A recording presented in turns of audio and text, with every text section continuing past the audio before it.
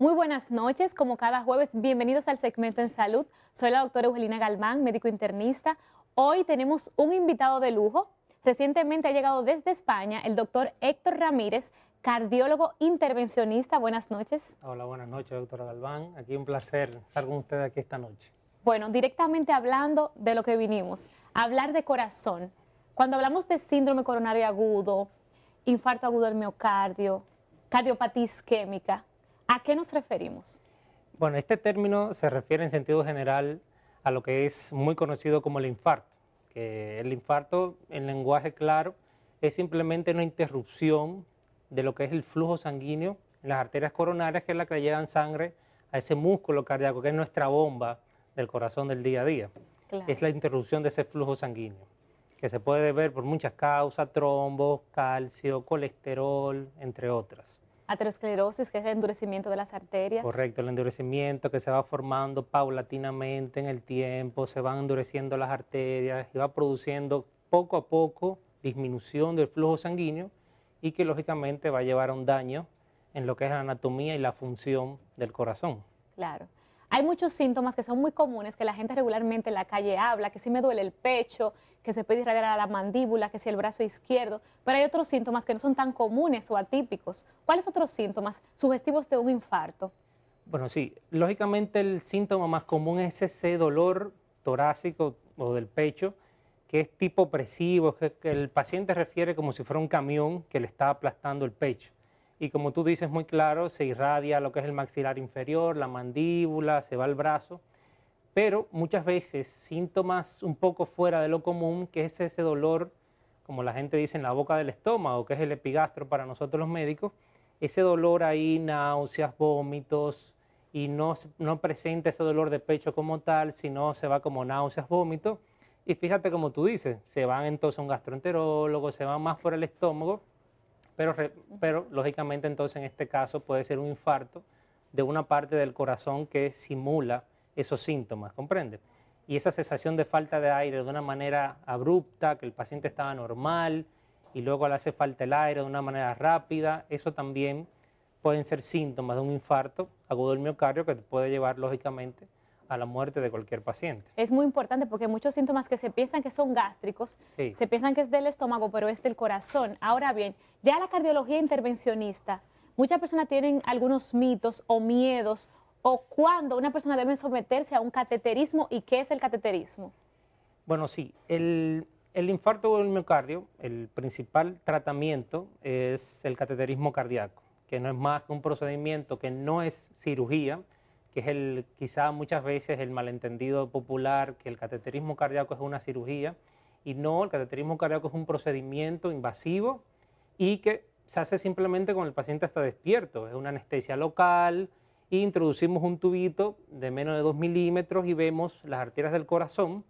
Y en el cateterismo simplemente lo hacemos por la mano derecha y vemos las arterias del corazón e identificamos cuál arteria es la que está obstruida, que es la que está produciendo el infarto, y allí le colocamos el famoso stent, que el stent es esa mallita recubierta por un metal con medicamentos en su interior y que esto produce que se abra la arteria por completo y el flujo retorna otra vez al paciente y esa arteria no pierda lo que es la irrigación sanguínea, es decir, que el músculo cardíaco pueda volver a tener su funcionabilidad. Exacto, esas arterias que se destapan con este procedimiento va a retornar el retorno venoso y evitar la necrosis de ese músculo, que es el músculo cardíaco. Correcto. Antes de llegar ya a realizar el cateterismo, uno siempre dice, bueno, si tienes un dolor de pecho, acude a una emergencia, que te realicen rápido un electrocardiograma, biomarcadores tumorales, pero antes de llegar al cateterismo, ¿qué otras pruebas diagnósticas para confirmar que si esta persona tiene un infarto? Bueno, lógicamente, antes del cateterismo, lo primero, cualquier paciente, independientemente tenga un dolor torácico de una manera abrupta, aguda, rápida, que se presente, lo primero es acudir a cualquier tipo de emergencia, hacer el electrocardiograma y algunas veces en la misma emergencia, si no es tan claro, vemos que algunos médicos todavía si no es tan claro, pueden hacer pruebas sanguíneas para detectar en la sangre lo que son las enzimas cardíacas, que son unas moléculas, y allí podemos identificar si también el paciente tiene un infarto, porque recordar que podemos tener un electro totalmente normal, un Y electrocardiograma estar cursando normal. con un infarto. Correcto, hasta un 30% de los pacientes tienen un electro totalmente normal, pero aún así tiene un infarto en el momento. También puede tener el electro normal y continuar con la clínica o los síntomas. Correcto, exacto. Continúan con los síntomas, tienen un electro normal y muchas veces solo el análisis de sangre es que te demuestra que hay un daño en el músculo cardíaco y por eso es que entonces luego se lleva a cateterismo cardíaco para abrir ya por definitivo la arteria que está produciendo el daño en el momento.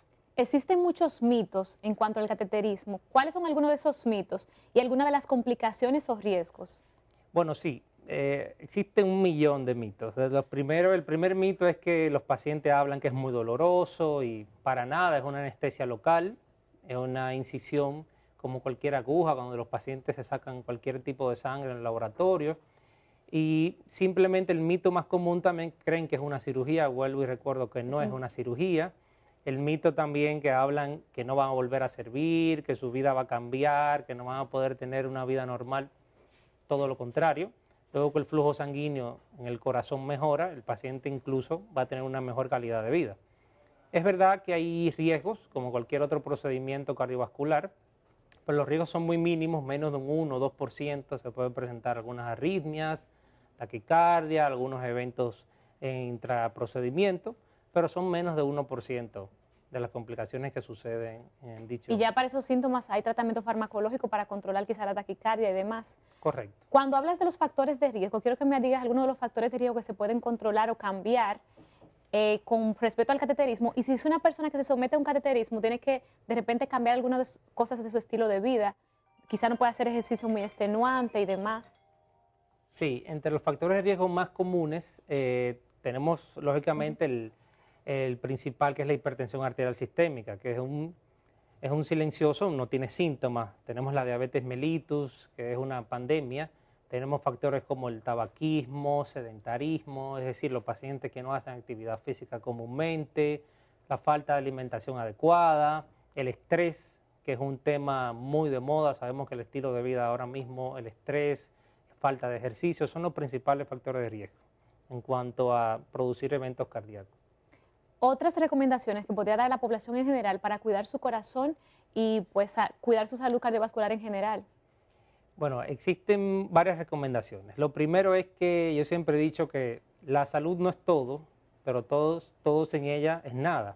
Por ende, tanto aspectos sociales, mejorar lo que es la calidad de vida en sentido general, disminuir el estrés, lógicamente hacer ejercicio mínimo 120 minutos por semana, enfatizar en el ejercicio aeróbico, que es el famoso ejercicio cardiovascular, mejorar lo que es la alimentación, lo más posible cercano a la famosa dieta mediterránea, bajo carbohidratos, alto en aminoácidos. Disminuir la sal, el consumo de sal. Disminuir la sal es un gran punto, que aquí todos usamos muchísima sal en algunas cosas.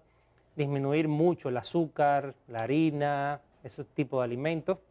Y lógicamente tener un estricto control de los factores de riesgo. La hipertensión en la mayoría de las veces no da ningún síntoma. Por ende, buscar ayuda temprano. Silencioso. Claro, buscar ayuda temprano, mejorar el tratamiento para la hipertensión y lógicamente la diabetes mellitus es uno de los principales factores de riesgo que también produce y tener un control estricto con su médico. Muy bien. ¿Dónde las personas pueden contactarlo? ¿Dónde está ofreciendo sus servicios y redes sociales? Bueno, sí, entre mis servicios como cardiólogo intervencionista estoy en la Torre Profesional Corazones Unidos, realizo los procedimientos de cateterismo en el Centro Cardiovascular Santo Domingo y en el grupo médico Max Center, y mis redes sociales son Héctor Ramírez C, es la red social de Instagram. Bueno, muchísimas gracias, doctor. Muy valiosa su información. A ti. A partir de ahora, como todos sabemos, a cuidarnos, las personas hipertensas, controlar su presión arterial, los diabéticos, mantener también niveles de glicemias pues normales y disminuir así nuestros factores de riesgo de cualquier enfermedad cardiovascular. Muchas gracias al doctor Héctor Ramírez por acompañarnos. Muchísimas gracias. A ti. Gracias.